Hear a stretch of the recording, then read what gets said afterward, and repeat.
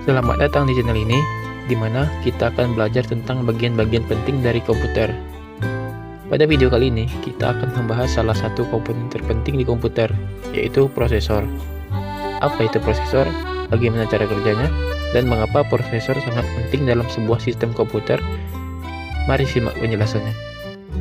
Yang pertama, apa itu prosesor? Prosesor, atau sering juga disebut sebagai CPU, atau Central Processing Unit, adalah otak dari sebuah komputer. Prosesor bertugas untuk menjalankan instruksi yang diberikan oleh program dan perangkat lunak yang kita jalankan di komputer. Tanpa prosesor, komputer tidak akan bisa melakukan apapun. Segala aktivitas seperti membuka aplikasi, mengetik, atau bermain game, semuanya dikendalikan oleh prosesor. Yang kedua, fungsi prosesor. Prosesor memiliki fungsi utama, yaitu mengeksekusi instruksi dari program. Prosesor bekerja berdasarkan satuan waktu yang disebut clock cycle, di mana setiap siklusnya menjalankan instruksi dari memori komputer. Selain itu, prosesor bertugas untuk melakukan kalkulasi matematika dan logika, mengelola input dan output data, serta memastikan semua komponen komputer bisa bekerja secara sinkron. Bisa dibilang, semakin cepat dan efisien prosesor, semakin baik kinerja komputer.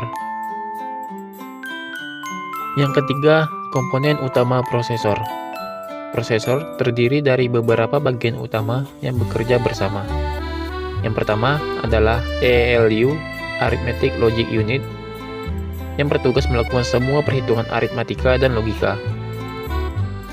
Kemudian ada CPU, Control Unit, yang bertugas mengontrol aliran data dan instruksi antara prosesor dan komponen lain.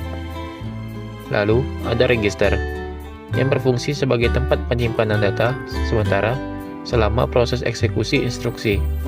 Semakin banyak dan cepat register yang dimiliki prosesor, semakin efisien prosesor tersebut. Yang keempat, cara kerja prosesor. Prosesor bekerja dengan cara mengambil instruksi dari memori, kemudian menerjemahkannya menjadi tindakan yang bisa dijalankan. Ada 3 tahap utama dalam proses ini, yaitu fetch, decode, dan execute. Yang pertama, fetch. Instruksi diambil dari RAM atau memori. Yang kedua, decode. Instruksi yang telah diambil dari RAM atau memori akan diterjemahkan menjadi kode yang bisa dimengerti oleh prosesor. Yang terakhir adalah execute. Prosesor akan menjalankan instruksi tersebut. Proses ini terjadi dengan kecepatan yang sangat tinggi, tergantung pada kecepatan clock prosesor. Yang kelima, kecepatan dan core prosesor. Kecepatan prosesor biasanya diukur dalam GHz atau gigahertz, yang menunjukkan berapa banyak siklus clock yang bisa dieksekusi dalam 1 detik. Selain kecepatan, jumlah core pada prosesor juga sangat penting. Core adalah unit pemrosesan di dalam prosesor, dan semakin banyak prosesor memiliki beberapa core. Misalnya, prosesor dual core memiliki 2 core, sedangkan prosesor quad core memiliki 4 core. Semakin banyak core, semakin banyak tugas yang bisa dilakukan secara bersamaan, sehingga mempercepat kinerja komputer. Yang keenam, jenis-jenis prosesor dari dulu hingga sekarang. Prosesor telah mengalami perkembangan yang pesat sejak pertama kali ditemukan. Mari kita lihat beberapa contoh prosesor yang ada dari dulu hingga sekarang. Yang pertama, Intel 4004 pada tahun 1971. Ini adalah prosesor mikro pertama yang diproduksi secara komersial oleh Intel. Prosesor ini memiliki 4 bit arsitektur dan mampu mengeksekusi sekitar 92.000 instruksi per detik, yang sangat kecil jika dibandingkan dengan prosesor modern saat ini. Yang kedua, Intel 8086 pada tahun 1978. Prosesor ini merupakan prosesor 16 bit dan menjadi cikal bakal arsitektur kali 86 yang masih digunakan dalam sebagian besar komputer, desktop, dan laptop hingga saat ini. Prosesor ini sangat sukses dan menjadi fondasi bagi komputer-komputer IBM PC yang populer di tahun 1980-an. Yang ketiga, Pentium pada tahun 1993. Pada tahun 1990-an, Intel memperkenalkan seri Pentium yang menjadi salah satu prosesor paling terkenal pada masanya. Prosesor ini mampu menjalankan aplikasi, multimedia, dan game dengan lebih baik. Berkat teknologi superskalar yang memungkinkan prosesor untuk menjalankan lebih dari satu instruksi per clock cycle. Yang keempat, AMD Athlon pada tahun 1999. AMD atau Advanced Micro Device mulai menantang dominasi Intel dengan merilis seri Athlon.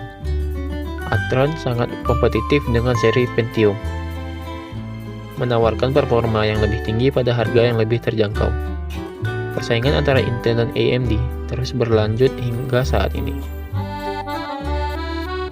Yang kelima, Intel Core i Series pada tahun 2008 hingga sekarang.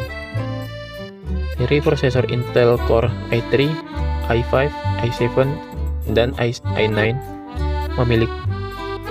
mulai diperkenalkan pada tahun 2008 dan menjadi standar bagi banyak komputer modern dengan teknologi multi-core dan hyper-threading.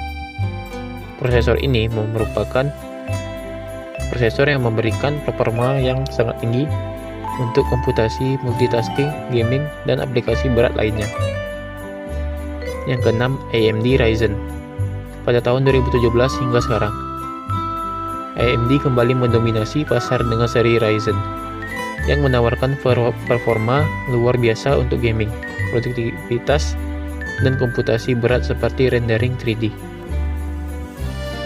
Ryzen menggunakan arsitektur Zen dan yang efisien dan menawarkan lebih banyak core pada harga yang lebih bersaing dengan Intel. Yang ketujuh pada tahun 2020 yaitu adalah Apple M1. Apple merilis prosesor M1 yang berbasis ARM pada tahun 2020. Ini adalah perubahan besar karena Apple sebelumnya menggunakan prosesor Intel.